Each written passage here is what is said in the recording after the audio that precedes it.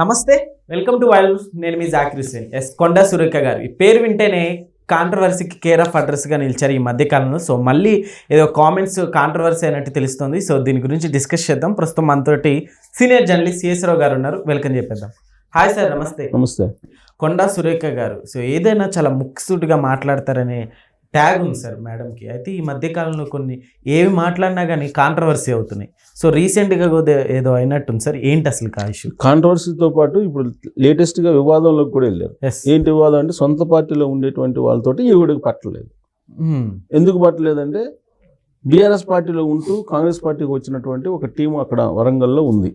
Okay. ఈ ఆధిపత్యాన్ని వాళ్ళు జీర్ణించుకోలేకపోతున్నారు.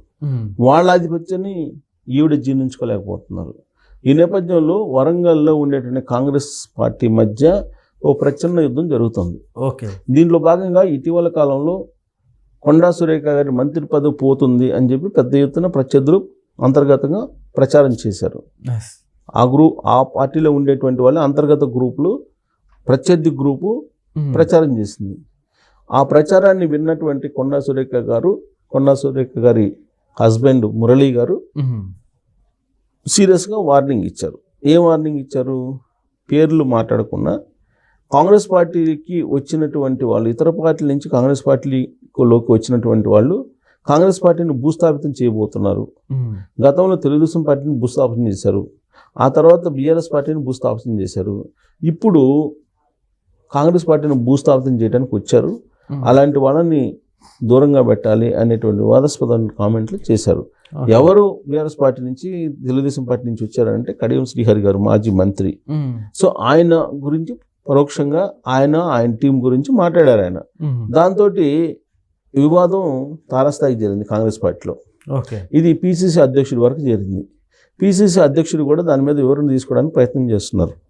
వివరణ తీసుకున్న తర్వాత దానికి ఎలాంటి పరిష్కారం ఇవ్వాలి అనేది ఆలోచిస్తున్నారు. ప్రస్తుతం కాంగ్రెస్ పార్టీ తెలంగాణ విభాగం ఇన్ఛార్జిగా మీనాక్షి నటరాజన్ గారు ఉన్నారు. ఆవిడ ఎవరైనా సరే క్రమశిక్షణ తప్పినట్టు ఉంటే ఇమీడియట్గా షోకాజ్ నోటీసులు ఇస్తున్నారు. ఆ షోకాజ్ నోటీసులకి ఇచ్చేటువంటి రిప్లైని పరిశీలించిన తర్వాత ఆవిడ సంతృప్తి చెందితే ఓకే, సంతృప్తి చెందకపోతే ఇమీడియట్గా సస్పెన్షన్ వేస్తున్నారు. రీసెంట్గా అదే జరిగింది. ఈవెన్ సీనియర్ లీడర్స్ కూడా ఏదైనా మాట్లాడటానికి కొంత సందేహిస్తూ ఉన్నారు. ఇప్పుడు కాంగ్రెస్ పార్టీలో అంతర్గత ప్రజాస్వామ్యం ఎక్కువ. యాక్చువల్గా ఏదైనా మాట్లాడతారు. ఇది మీ వాయిసా లేదా పార్టీ వాయిస్ అంటే ఇది నా వ్యక్తిగతం అంటారు. పార్టీలో ఉంటారు, మళ్ళీ వ్యక్తిగతం అంటారు. సో పార్టీలో ఒక అధికార ప్రతినిధి ఉన్నారనుకోండి, అతను మాట్లాడేటువంటి ప్రతి మాట కాంగ్రెస్ పార్టీకి సంబంధించిన మాటగానే చూస్తారు. మంత్రులు ఉన్నారు లేదా ఎమ్మెల్యేలు ఉన్నారు, వీళ్ళు మాట్లాడే ప్రతి మాట కాంగ్రెస్ పార్టీ నుంచి వచ్చింది, కాంగ్రెస్ పార్టీ అభిప్రాయం కిందే చూస్తారు. ఇక్కడ వ్యక్తిగత అభిప్రాయాలు, పార్టీ అభిప్రాయాలు అనేది ఉండవు. కానీ అంతర్గత ప్రజాస్వామ్యం ఎక్కువగా ఉంటుంది కాబట్టి కాంగ్రెస్ పార్టీలో అంతర్గత ఈ ప్రజాస్వామ్యం నుంచి వచ్చింది ఏంటంటే వ్యక్తిగతమైనటువంటి అభిప్రాయం ఉన్నది, పార్టీ అభిప్రాయం కాదు అంటారు. ఈ వ్యక్తిగతమైన అభిప్రాయం అని చెబుతూ వాళ్ళు ఇష్టం వచ్చింది మాట్లాడుతుంటారు. దాంతో వివాదం నెలకొంటుంది. దాంట్లో భాగమే ఇప్పుడు వరంగల్కి సంబంధించినటువంటి ఇష్యూ. ఓకే. సో ఇది వివాదం నడుస్తుంది. రేపు మాపు మీనాక్షి నటరాజన్ గారు, పిసిసి అధ్యక్షుడు మహేష్ కుమార్ గౌడ్ గారు పిలిచి మాట్లాడేట అవకాశం ఉంది. ఒకటి. రెండు, ఈ మధ్యకాలంలో ఆవిడ ప్రతి సందర్భంలో కూడా వివాదంలోకి వెళ్ళిపోతున్నారు. అది యాదృచ్ఛికంగానా లేదంటే ప్రత్యర్థి గ్రూపు వ్యూహాత్మకంగా ఆవిడ్ని వివాదాలకు నెట్టేస్తున్నారా అనేది మరి ఆవిడే తెలుసుకోవాలి. యాక్చువల్గా అక్కినేని నాగార్జునకు సంబంధించిన ఫ్యామిలీ ఇష్యూలో ఆవిడ మాట్లాడారు. ఎందుకు కేటీఆర్ ఆ రోజు ఫోన్ ట్యాపింగ్ చేసి ఏ విధంగా సమంతని పంపిస్తే నేను ఎన్ కన్వెన్షన్కి సంబంధించి మాట్లాడతాననేది అన్నాడని చెప్పేసి ఆవిడేదో మాట్లాడారు. దాని మీద అక్కినేని ఫ్యామిలీ కూడా రియాక్ట్ అయింది. కోర్టు వరకు కూడా వెళ్ళింది. పరువు నష్టం దావా కూడా వేశారు ఆవిడ మీద. సో అలాంటి వివాదాల్లోకి వెళ్ళిపోయారు. అది మళ్ళీ అది ఇక్కడే కాదు, ఢిల్లీకి కూడా ఆ కంప్లైంట్ వెళ్ళింది. ఆ తర్వాత కూడా అనేకమైనటువంటి కంప్లైంట్స్ వచ్చాయి. ఈ మధ్యకాలంలో మంత్రులు డబ్బులు తీసుకోకుండా ఫైల్స్ క్లియర్ చేయట్లేదు అనేది ఒక కామెంట్ చేశారు ఆవిడ. ఆ కామెంట్ కూడా సహచర మంత్రులకి బాగానే ఇబ్బంది కలిగించింది. కానీ ఆవిడేం చెప్పారు, నేను ఆ రోజు ఉన్నటువంటి బీఆర్ఎస్ పార్టీకి సంబంధించిన మంత్రులు అన్నాను, ఇప్పుడున్నటువంటి క్యాబినెట్ కాదు అని చెప్పేసి సరి చేసుకునే ప్రయత్నం చేశారు. కానీ అప్పటికే జరగాల్సినటువంటి డ్యామేజ్ జరిగిపోయింది. సో ఇలా అనేక సందర్భాల్లో ఆవిడ ఇబ్బందుల్లో పడుతూ వస్తూ ఉన్నారు.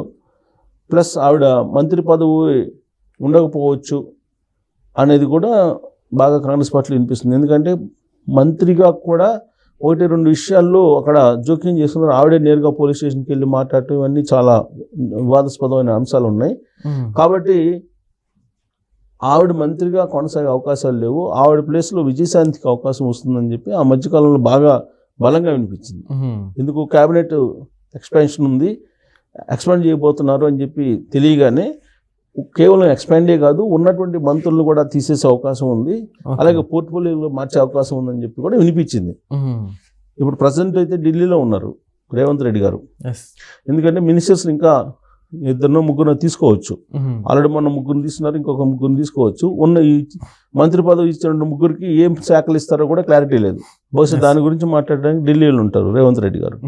మరి కొండా సురేఖ గారిని తీసేస్తారంటే ఇప్పుడు తాజా వివాదాన్ని కనుక తీసుకుంటే ప్రతిసారి వివాదాల్లోకి వెళ్తుంది కాబట్టి ఆవిడ మార్చుతారా అని అంటే కాంగ్రెస్ పార్టీ అధిష్టానం అంత ఈజీగా మార్చదు. కానీ బట్ కొండా సురేఖ గారి విషయంలో కొంత పాజిటివ్గానే ఆలోచించవచ్చు. ఎందుకంటే సుదీర్ఘంగా కాంగ్రెస్ పార్టీలో పనిచేశారు ఆవిడ, కాంగ్రెస్ పార్టీలో ఉన్నారు, మధ్యలో టీఆర్ఎస్ పార్టీకి వెళ్ళారు, మళ్ళీ కాంగ్రెస్ పార్టీకి వచ్చారు ఆవిడ. కానీ తెలుగుదేశం పార్టీ నుంచి వచ్చినటువంటి వాళ్ళు రేవంత్ రెడ్డి గారికి బ్యాచ్ అక్కడక్కడ కొన్ని నియోజకవర్గాల్లో పైచేయిగా నిలుస్తుంది. వరంగల్లో కూడా అదే జరుగుతుంది. అది జీర్ణించుకోలేకపోతున్నారు కొండా సురేఖ గారు. ఓకే సార్, ఒకవేళ కొండా సురేఖ గారిని తీసేస్తే ఆ ప్లేస్లో రీప్లేస్గా ఎవరు రావచ్చు అంటారు? విజయశాంతి గారు ఆల్రెడీ ఎమ్మెల్సీలో ఉన్నట్టున్నారు కదా. విజయశాంతి గారికే ఇస్తారంటున్నారు. ఎమ్మెల్సీ అయితే ఇవ్వచ్చు కదా మంత్రి పదవి బీసీ కోటాలో. సో కాబట్టి ఒక బీసీ మహిళకి అయితే క్యాబినెట్లో స్థానం ఉంటుందండి. కాబట్టి ఖచ్చితంగా బీసీ మహిళకి కోటా కింద విజయశాంతి గారికి ఇవ్వచ్చు, ఆవిడని కాదని చెప్పి ఆల్రెడీ వినిపిస్తుంది. మొన్న ఈ మధ్య కూడా బలంగా వినిపించింది. కాకపోతే ఇప్పుడు క్యాబినెట్ ఎక్స్పాన్షన్ కానీ లేదంటే క్యాబినెట్ ఆల్రెడీ ఇచ్చినటువంటి మంత్రులకు శాఖలు కానీ ఇచ్చే దాంట్లో ఇంకా తర్జన పడుతున్నారు. నామినేటెడ్ పోస్టులు కూడా ఇంకా పూర్తి స్థాయిలో ఇవ్వాల. సో ఇలాంటి పరిస్థితుల్లో ఆవిడ వివాదాల్లోకి వెళ్తుంది, మంత్రి పదవి పోతుందని చెప్పేసి ప్రత్యర్థి గ్రూప్ మాత్రం కాంగ్రెస్ పార్టీలో ఉండేది బలంగా ప్రచారం అయితే చేస్తుంది. దానికి సూత్రధారులు ఎవరు, పాత్రధారులు ఎవరు అనేది తనకు తెలుసు అని చెప్పి చెబుతున్నాడు కొండా సురేఖ గారి హస్బెండ్ మురళీ గారు. వాళ్ళంతా చూస్తానంటున్నారు. సో కాబట్టి ఇది అసలు ఎంత దూరం వెళ్తుంది అనేది కూడా ఇప్పుడు చాలా చర్చనీయాంశమైంది కాంగ్రెస్ పార్టీలో. ఎందుకంటే వ్యక్తిగతమైనటువంటి దోషుల వరకు కూడా వెళ్ళారు. సో ఈ పరిణామం ఢిల్లీ వరకు కూడా వెళ్ళిందంటే ఉండొచ్చు. మరి ఆ మంత్రి పదవి పోతుందంటే ఇప్పటికిప్పుడు బాగుపోయినా కానీ హిట్ లిస్టులు అయితే ఉంటుంది ఆవిడ, ఉండే అవకాశాలు ఉన్నాయి అని చెప్పి కాంగ్రెస్ పార్టీలో చాలామంది అదే భావిస్తున్నారు. సో కాబట్టి అన్ని జిల్లాల్లో కూడా అదే పరిస్థితి ఉంది, అన్ని నియోజకవర్గాల్లో కూడా అదే పరిస్థితి ఉంది. అంటే ఆల్రెడీ సుదీర్ఘకాలం పాటు కాంగ్రెస్ పార్టీలో ఉంటున్నటువంటి వాళ్ళు వర్సెస్ అనేలాగా కాంగ్రెస్ పార్టీలో మాత్రం ఆధిపత్య పోరు కొనసాగుతుందని చెప్పి చెప్పుకోవచ్చు. సో అట్లానే గతంలో ఎప్పుడైనా ఇట్లా వివాదాస్పదమైన వ్యాఖ్యలు చేస్తే కానీ సో ఇట్లా తీసేయడం అలా ఎప్పుడైనా జరిగాయి సార్? ఉంది, కాంగ్రెస్ పార్టీలో ఉన్నాయి. కాంగ్రెస్ పార్టీలో అధిష్టానం నిర్ణయం తీసుకుంటే ఎంత పెద్దోళ్ళైనా కానీ తీసారు. ముఖ్యమంత్రులే మార్చేసిన చరిత్ర కదా. అయ్యల్లో మినిస్టర్లు మారడం అనేది పెద్ద విశేషమేం కాదు. Okay sir, thank you.